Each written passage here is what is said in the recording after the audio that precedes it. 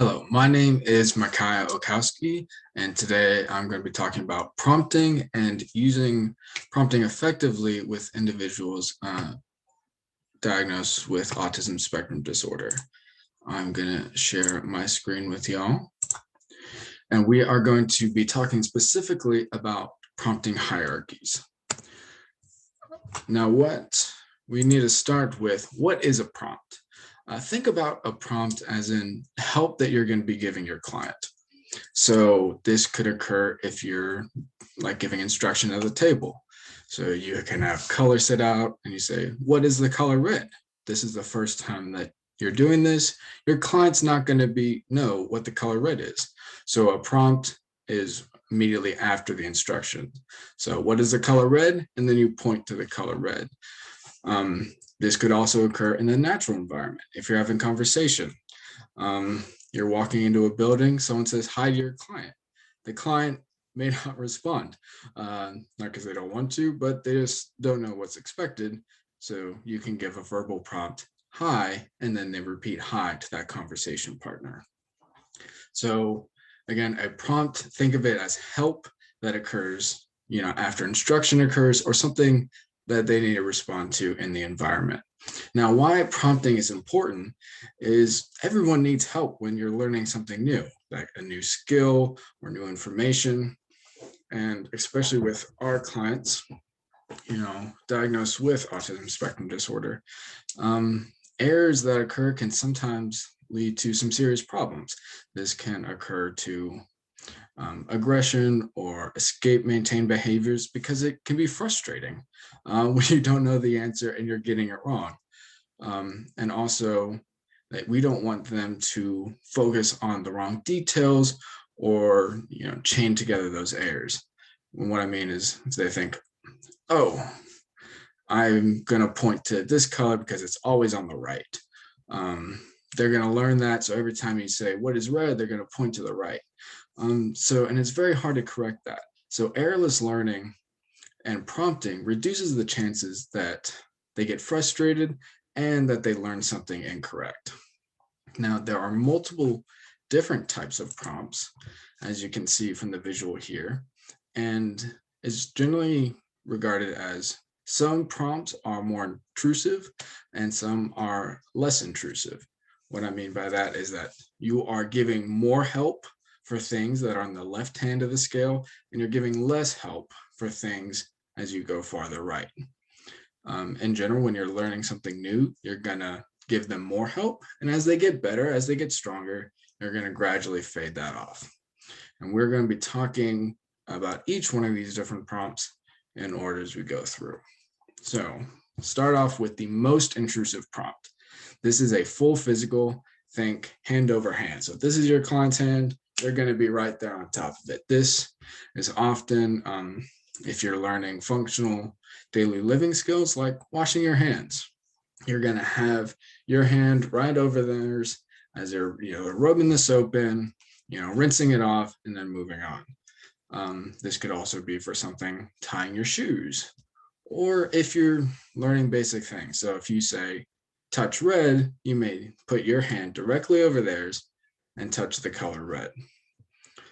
To move one step towards the less intrusive side, this is a partial physical. So this could be either you touching them at the wrist or at the elbow, at the shoulder, or whatever is appropriate for that situation. So you're still making physical contact with their body and helping them, but you aren't controlling their hand to complete the action. Now, modeling, you are no longer going to be touching the client at this point. So it's all hands off. And I like to think of like you're performing, showing, or just acting out whatever it is that you're teaching.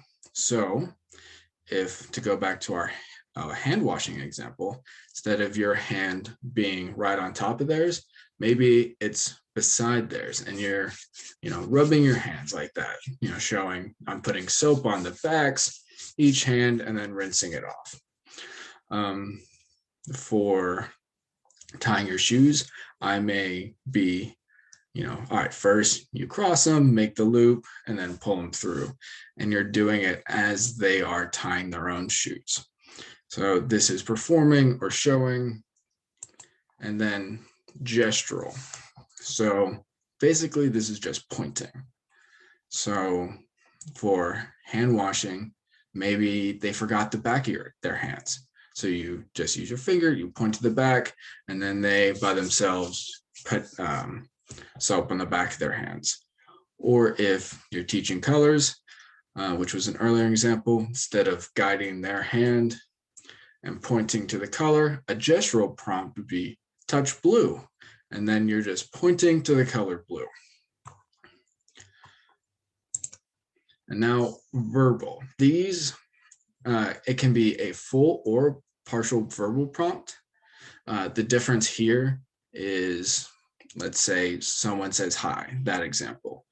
You either say hi and they repeat hi to their conversation partner. That would be a full verbal prompt. Or you can do a partial verbal prompt. So instead of saying hi, a partial verbal prompt could be or something equivalent.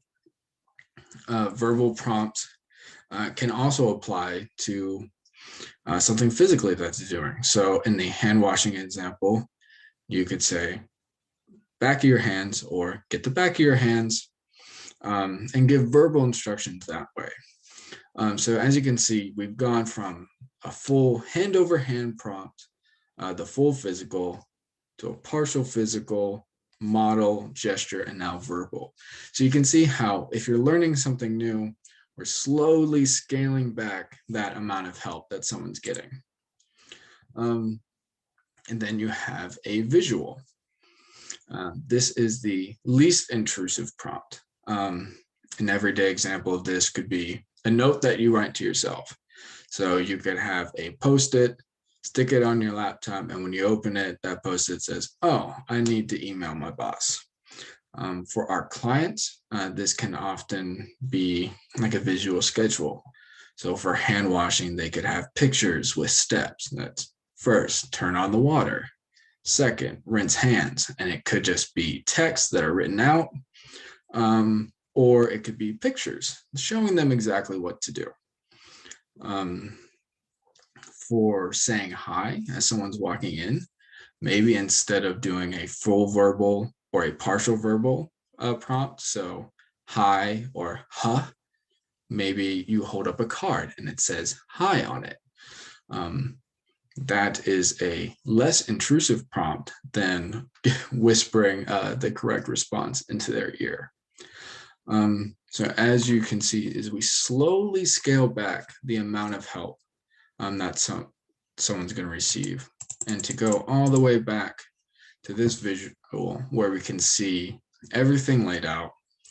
When you're learning a new skill, your BCBA or whoever designed the intervention, they're going to say, all right, this is the most intrusive prompt, this is the least, and we'll give you instructions on how to fade those out, and so how to give less help as your client gets better at performing whatever you're teaching. So again, full physical, that's the most intrusive. Think hand over hand. Partial physical, you're still touching the client and physically moving them, but maybe it's a light touch at the wrist or the elbow. Modeling, you are showing them. So you are rubbing your hands like right next to them as they are washing their hands. Gestural, that could be a point. And verbal, just think you're talking to the client. You're giving them hints or instructions as they're doing something. And visual, that is either the pictures or the text, something that they're reading reminds them, oh yeah, I know what I have to do. So in general, those are the different types of prompts and the most common that you're going to see. And we use these to try to decrease those errors just to help our clients learn something without getting frustrated, and also so that they learn things correctly and they don't learn incorrect steps or information. Thank you very much. And that is the end of the training.